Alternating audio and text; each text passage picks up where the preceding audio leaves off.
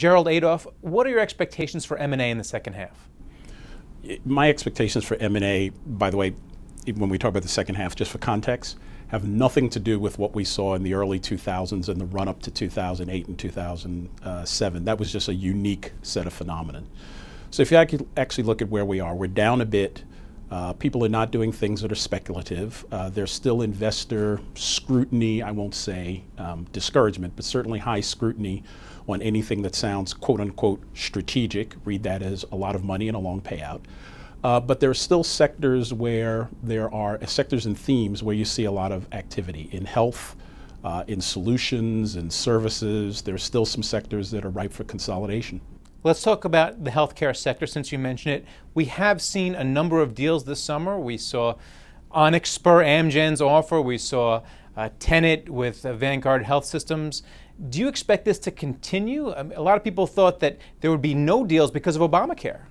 Well, so let's take healthcare and unpack it a bit. There's obviously the pharma sector, which is still undergoing a lot of strife and concern. People's pipelines are not full, and anything you can do to cut costs or fill up your pipeline to do deals with biotech, big pharma, that's a long-standing trend.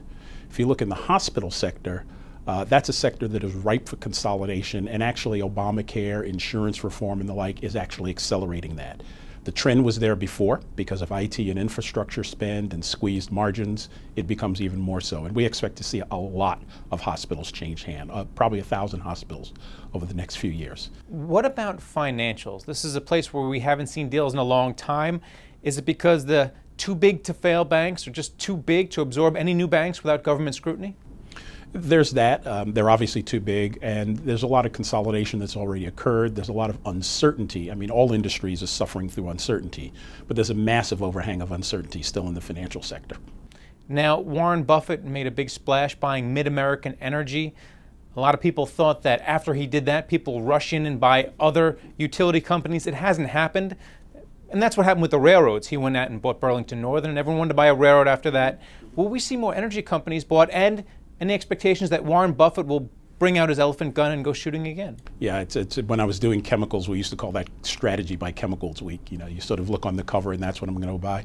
You know, I don't think that there'll be a rush following Warren Buffett because Warren, you know, is picking off good properties here and there as opposed to something that's thematic that let me latch onto it and I'm going to ride his health wave or what have you. We still think the right way to do these things is based on capabilities. We think that if you look at some of the deals that have made the most sense, it's where somebody has an advantage set of capabilities, a strong logic, and even in this uncertain times, the deal will still happen. And then finally, do you expect the private equity players to go shopping again? To a certain extent, they've digested all those bad deals that happened prior to the 2008 collapse. Their stock prices have moved up. They have money again. They're feeling confident. Will they start shopping? You know, if you, again, strip back all of the phenomenon of 2005, 6, 7, and if you look at where we are now, private equity is back to what private equity had always done in the long term, which is a bit more mid-size, except for the real elephants, a bit more turnaround oriented, a bit more buy and hold for the long term and fix rather than short-term flips. And that by necessity is going to cause a lot less volume than you saw back a few years ago. Thanks a lot. Good. Thank you.